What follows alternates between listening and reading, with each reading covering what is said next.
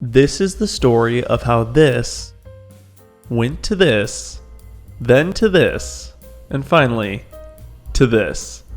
But we'll get to that later. The first step was actually making the game. I was inspired by the game Groundhog D-Day on Miniclip. When I was younger, my brother and I played it all the time, and when I heard Flash was no longer going to be supported, I knew I had to make an app so it could live on. I started this project very early on while learning to program, so the code is, well, at least it works. I had to take an extended break from the project for school, and when I came back, it was an absolute nightmare. I had learned so much between the time when I started the project and when I came back to it. I just could not understand what I was trying to do originally. Thankfully, I was eventually able to get it to a place I was happy with. For anyone who doesn't know, you have to have a Mac computer to be able to upload a game to the App Store. And I'm a broke college student, so I had to get a job as a busser to pay for it. The job sucked, but eventually I had enough money to buy a MacBook, and I immediately quit. Once it arrived, I was finally able to make the first real build of Puppy Pop, and that's when disaster struck. Long story short, the file size was too large due to how I was dealing with sprites. Eventually, after refactoring a lot of things, I went from 5 gigabytes to about 350 megabytes. That's a massive improvement, but I honestly feel like I still could have gotten it lower. Okay, so now the game is done. Wahoo! I can release it on the App Store, right? Not right! First, you have to file for your S-Corp and fill out a bunch of random legal documents, then purchase a domain name, then create a website and a privacy policy for your app on that website. Okay, I've finished all of that. I'm ready to release it now, right? Not right! Then I submitted my app for approval about 50 times and ran into a ton of bugs during the submission process. Okay, so, is it ready now? That's right! Alright, time to party. Here's some footage from the launch party.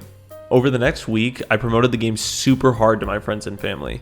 They all did an amazing job supporting me by downloading the game and leaving a review. This helped the app gain some traction and rank higher in search results. After bothering everyone I could contact, I moved on to creating a Facebook ad. I was pretty proud of the trailer I had created, but the campaign only had a budget of about $40, and I honestly don't think it was worth it. Only a handful of people downloaded it based off the ad, and most of them didn't make any in-app purchases.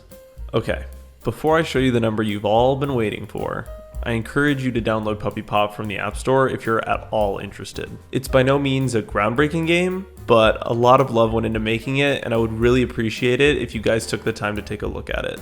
Alright, here's how much money my first mobile game made.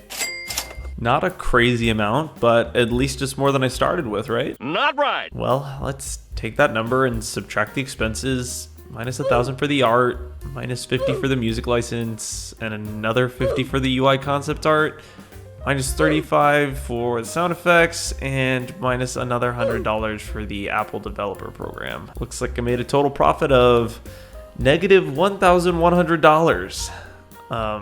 Not including all of the other stuff. At the end of the day, I lost so much money on this game, but I'm still so incredibly happy that I made it.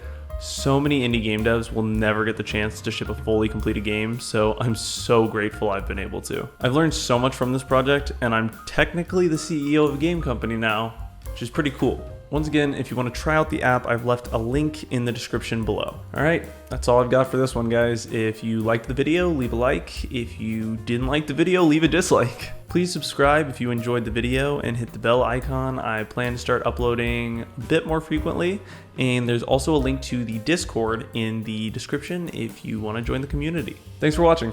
I'll catch you guys in the next one. See ya.